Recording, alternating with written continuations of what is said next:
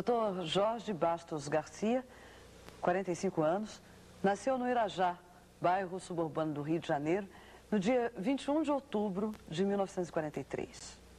Na rua Cisplatina, viveu toda a sua infância, até os 17, 18 anos.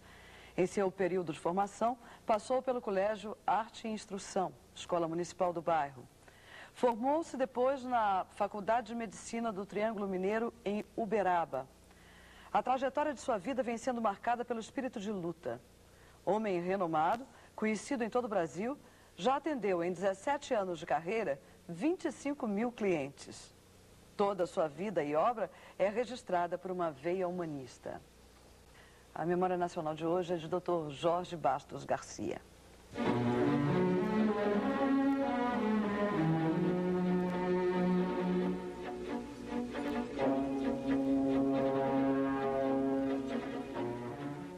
Boa noite, doutor Jorge. Boa noite, Ney.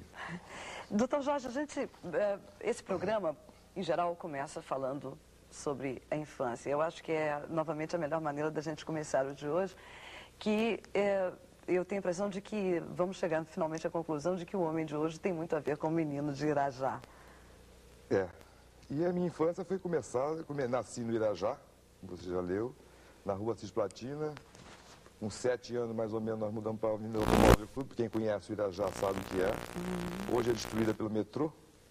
E com 12, nós passamos para a Avenida Monsenhor Férez, onde minha mãe tinha uma vidraçaria.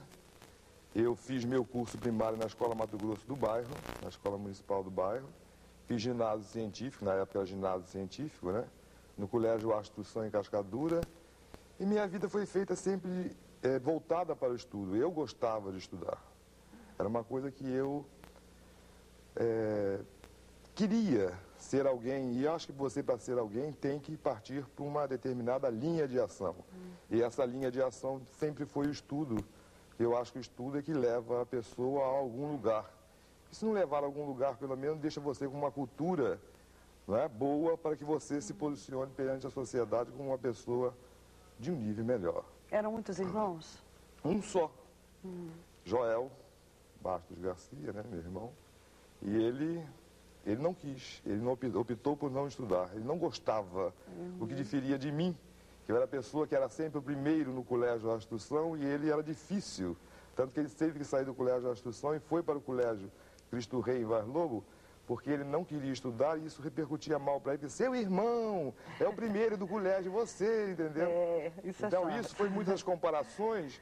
Era ruim para ele, não é? E ele resolveu sair e vir para o outro colégio. Formou, mas não quis exercer e seguir profissão liberal nenhuma. E hoje é fazendeiro dos mais conhecidos no estado do Rio de Janeiro inteiro. Veja só. Graças a Deus para mim, que eu pego todo o dinheiro que eu ganho e boto na mão dele para a gente trabalhar junto, né? Porque é um só, nós somos um, não é? Eu e ele só. Ele casado com os 2 filhos dele e a mulher dele. Então era muito melhor que eu ajudasse e ele me ajudasse.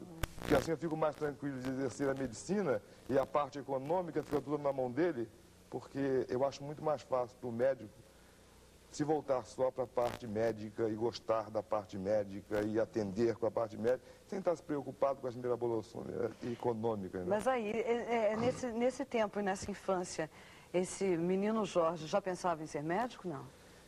Sempre foi meu desejo. Eu, quando cheguei com 17 anos, eu fui trabalhar no hospital do Andaraí. Hoje é o Hospital dos Marítimos, hoje é um INPS. E eu comecei a sentir dentro do hospital, eu fazia serviço social no hospital. Eu comecei a sentir a vida médica como era. E aquilo, eu comecei a gostar daquele tipo de trabalho, pronto-socorro. Dr. Michel Maluf, que era do pronto-socorro, eu vi o Dr. Hugo Pestana trabalhar. E vi o atual diretor do Hospital da Aeronáutica, todo mundo lá mexendo, Pauleto, e todo mundo mexendo com aquilo. E eu gostava, e como serviço social tinha muito contato com o médico, eu comecei a pensar, é isso que eu gosto, é isso que eu quero ser. E chegava perto eu vou ser médico, assim, mas antes de ser médico, você tem que comer capim, médico não adianta. Os médicos diziam para mim, é uma vida de sofrimento, não vai não, escolhe outra profissão. Eu disse, não, mas eu vou ser médico, eu gosto dessa vida. Maria Antônia era a diretora que dirigia o serviço social do hospital na época, e ela me dava muita colher de chá para eu poder estudar, que era um serviço público, né? Então eu não tinha como horário para estudar. Tinha que ir ao colégio de manhã, trabalhar de tarde no serviço social e estudar, fazer cursinho à noite. No centro da cidade, morando no Irajá, era longe. Naquele tempo não tinha onde, tinha só lotação. A gente ficava na praça 15 horas e horas e horas esperando lotação de volta e com fome. Que dinheiro não tinha para comer, não. Fazer lanchinho na cidade, nunca. Então, até o pessoal que trabalhava comigo, no EMI, Marlene, trabalhava comigo no serviço social do hospital, à tarde, elas me ajudavam muito, que a gente dividia a pizza para eu comer e para ir para o curso, sabe? E elas me davam, não faz nada não, você hoje fica só estudando. Quer dizer que eu sempre fui muito ajudado pelas pessoas. E então você se direcionou sempre para a medicina? Porque aqui eu na fui sua biografia... fazer faculdade de filosofia. Sim. Eu primeiro fiz arquitetura. Daí não está também, não. Eu entrei para a faculdade de arquitetura porque os meus amigos do colégio coisa estavam fazendo. Mas eu não gostei e saí fora. Enquanto fazia medicina, esperava o vestibular de medicina, eu resolvi fazer filosofia pura. Mas também não gostei e fiz medicina. Mas o que você aprendeu em filosofia, me parece que, de alguma maneira, deve bater em você, porque você gosta de filosofia, não é? Eu gosto de analisar o ser humano, sabe, da vida, e ir fundo na vida. E isso me ajudou muito. Na vida, eles me deram essa oportunidade, a fonte, eu chamo Deus a fonte, a gente vai falar muito em Deus aqui, eu chamo Deus a fonte e a energia. Ela me deu sempre a oportunidade de colocar as coisas certas na hora certa. A filosofia foi uma coisa certa, tal qual o curso de fotografia e de arte que eu fazia em Uberaba também foi certo. Sabe por quê? Porque me levaram a um monte de informação que me ajuda muito no meu trabalho. Porque endocrinologia é, acima de tudo, uma especialidade que lida com beleza. Porque a gente pode pegar um menininho em fase de crescimento e desenvolvimento e fazer dele um homem lindo. A gente pode pegar uma menina e caminhar através de exercício físico, de orientação, a gente pode fazer. Pega uma pessoa anorética muito magra e faz dela uma coisa bonita para ela, tá? Então isso ajuda muito. Pega uma pessoa muito gorda e dá uma forma adequada em que ela vai gostar daquela forma. Então, isso tudo mexendo com a personalidade da pessoa, a individualidade da pessoa, o modo de vida dela, isso tudo eu pude sacar com a filosofia e com a experiência da fotografia. E para mim foi muito bom. Como é que entrou a fotografia aí? A fotografia foi quase que eu já estava fazendo faculdade de medicina em Uberaba. Uberaba é uma cidade linda que eu fui para Uberaba para estudar porque era a maneira mais correta. Porque morar no Irajá e fazer faculdade na Praia Vermelha era um negócio meio que me deixava na minha cabeça. Eu era magrinho, eu pesava 52 quilos, só tinha nariz e cabeça naquele tempo. Nariz continua, cabeça, que a gordura já equilibrou. Então, eu achava que devia ir para uma faculdade no interior e apareceu a oportunidade de fazer faculdade federal em Uberaba. Na época, o Castelo Branco, no vestibular, abriu condição para a gente ir, quem quisesse, para a faculdade de Uberaba. E para mim foi muito bom, foi uma experiência muito boa, porque o menino de Irajá passou a se ver solto numa cidade do interior que é tradicionalista, que é de família tradicionalista, e uma cidade somente universitária. Naquele lugar existem todas as faculdades, então todos os estudantes de várias áreas estão voltadas para a bagunça só no fim de semana, sábado e domingo. Domingo até 8 horas só. Sexta-feira começava depois da aula e ia até domingo. Mas domingo, 8 horas da noite, soltaram a onça na cidade, não tinha mais nada. Porque todo mundo era voltado para o estudo. Isso para mim foi muito bom, não é? Porque eu sabia das minhas horas de divertir e sabia das minhas horas de estudar. Morava em república de estudante, porque lá a gente tinha que morar em república, né? Aquele monte de homens juntos, numa casa só, com uma empregada e todo mundo tendo que lavar roupa, fazer comida e ver as coisas, aquelas andamento de uma república de estudante. Quem já conviveu em república de estudante sabe como é que é.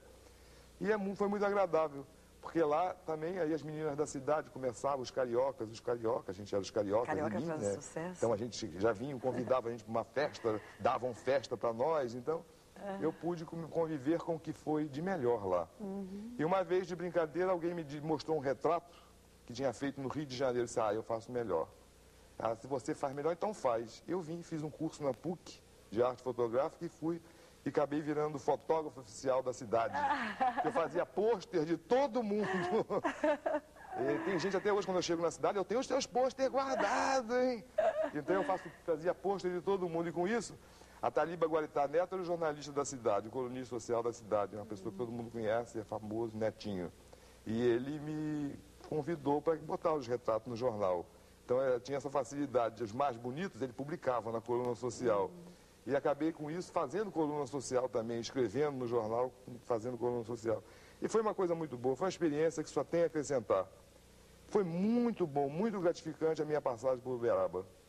Depois eu voltei para o Rio, fiz o curso, fui para a aeronáutica, fiquei na aeronáutica uns anos obrigatórios, porque você se via com diploma debaixo do braço. E agora que eu faço o que eu não é? faço? Aí eu disse assim, onde é que é o melhor? Quem vai me pagar para eu trabalhar? Eu disse assim, vou para a aeronáutica, fiz o concurso, passei para a aeronáutica. Fui ser médico militar. E fiquei lá na unidade, e na unidade era engraçado, porque você trabalhava de manhã atendendo os soldados, né? Aquele negócio de dar isso, aquilo. E de tarde tinha que ficar na unidade, mas não tinha nada para fazer. E eu fui pedir ao comandante, você não podia atender as mulheres dos oficiais da área, ou as mulheres dos suboficiais, as mulheres de sargento, e quem quisesse emagrecer comigo. E ele abriu essa oportunidade de eu atender à tarde. De manhã eu cumpria a obrigação de militar e de tarde, dentro da unidade, eu atendia as mulheres da área. Mas foi uma loucura tão grande que era assim, ó. E numa unidade militar, que eu entrava mulher a tarde inteira, começou a ficar pesado. E eu acabava às 5, 6 horas da tarde, acabando de sair mais tarde ainda do que o horário oficial. E ele, uma vez, resolveu suspender. Não quero mais, é muita confusão. Esse doutor fica atendendo essas mulheres toda gorda. Isso aqui não é unidade militar, não é para isso, para. Eu disse, não tive dúvida, abri um consultório do lado, né?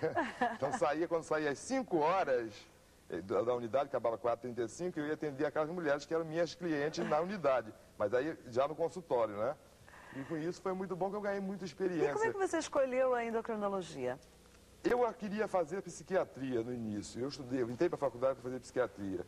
Mas aquilo me desgostou. Eu não queria ficar dando remedinho para a pessoa. Tá doida?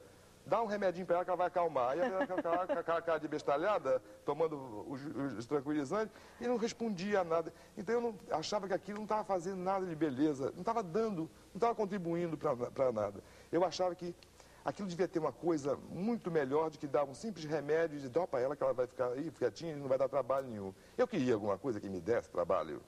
Então, uma coisa que fosse desafiante, mas que mostrasse, tá? Que você pudesse mostrar alguma coisa, criar alguma coisa em cima. Eu gosto de criação. Eu sou um co-criador com Deus aqui, eu acho. Porque nós estamos aqui para ser co-criadores, pegar uma energia e criar alguma coisa. E eu queria criar, e achei que dentro dos ramos da medicina que me se apresentava, a endocrinologia era a coisa mais bonita. Que você podia pegar uma pessoa e transformar aquela pessoa tal qual eu fazia na arte fotográfica. Eu botava um cílio, eu mandava pentear o cabelo, fazia uma maquiagem, botava uma roupa bonita, até quem era feia ficava bonita na fotografia. Eu disse, eu vou fazer isso com as pessoas também.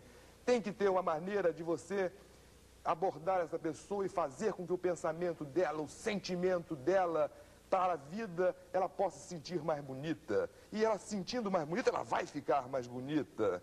Ela vai ser uma pessoa bonita. Tem que ter uma maneira. E comecei a endocrinologia me dar essa oportunidade. E fui fazer endócrino e fui até uma das poucas pessoas na faculdade que passou com nota 10 em tudo. Porque quando me meto numa coisa, eu vou fundo logo. Eu quero aquilo, então é aquilo que eu vou. Entendeu? Eu cismo com aquilo, dou aquilo como verdade para mim, desde que eu a dê como verdade e aceite como verdade, é aquele caminho que eu vou seguir. Pode ser que chegue na frente e eu diga, não quero mais. Se eu não quiser mais, eu sou obrigado. Eu paro e recomeço uma outra coisa que eu queira. Pois é, seu espírito de luta até competitivo, né? É competitivo. Positivamente competitivo. Que você respondeu num programa de televisão. Era menino ainda? Era menino, eu tinha 17 anos, eu participei de um programa, eu estava no Colégio da Instrução, e existia um programa na televisão Tupi chamado Sabatinas Maisena, às 6 horas da tarde das quinta-feiras. E os colégios mandavam os melhores alunos para representar o colégio e fazer uma competição entre colégios. Em 1960 eu fui escolhido pelo Colégio da Instrução para ir à televisão. Então foi no dia 2 de junho de 60 e ganhei aquela batalha dos colégios, daqueles colégios. Fui o primeiro. Passei em francês, era tudo em francês, aquele teste. Depois veio outras batalhas de história, geografia, português, e eu fui passando. E também as outras pessoas de outros programas iam passando. Chegava no final, ficavam só os melhores. Para dezembro, concorrer os melhores dos melhores. Eu também, pum, ganhei tudo. Mas escuta, E eu gosto de ganhar. essa história de ser o primeiro... De É ser pesado, sempre o né? primeiro. Meio... Deve pesar, né? É meio compromisso, né? É. Mas isso veio... Eu tenho uma mãe forte. Uma mãe que, quando a gente era criança, meu pai teve hipertiroidismo. E meu pai, eu me lembro do meu pai tremendo debaixo da coberta, e tremia. E naquele tempo, milênios atrás, ninguém sabia que aquilo era hipertiroidismo. E papai ia internado como maluco, sabe? Que tomava choque, a gente ficava... E mamãe teve que tomar a frente da casa.